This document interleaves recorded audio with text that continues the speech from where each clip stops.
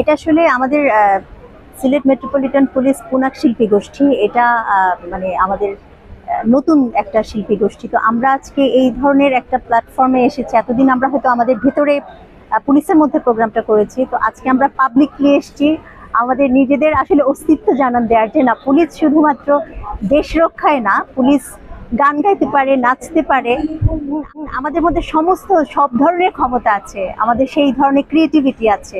সেটাই আসলে তুলে ধরার জন্য আজকে এখানে আমাদের আসা। আমরা চাচ্ছি যে আমাদের যে পুনাক শিল্পী গোষ্ঠীটা আছে এটা আরো আমরা সমৃদ্ধ করব। আমরা চাচ্ছি আমাদের এখন আমরা যে ধরনের টিপিক্যাল মানে গান বাজনা বা মিউজিক করছি, আমরা আরেকটু ডিফারেন্ট কিছু করতে চাই, কিছু ফিউশন আনতে চাই। আজকে আমরা একটা ছোটখাটো নাটক আমরা মঞ্চায়ন করব। আমাদের চিন্তা ভাবনা হচ্ছে যে এই নাটকটা এটা আরেকটু বড় পরিসরে মঞ্চে করা যায় কিনা, থিয়েটার কথা চিন্তা করে।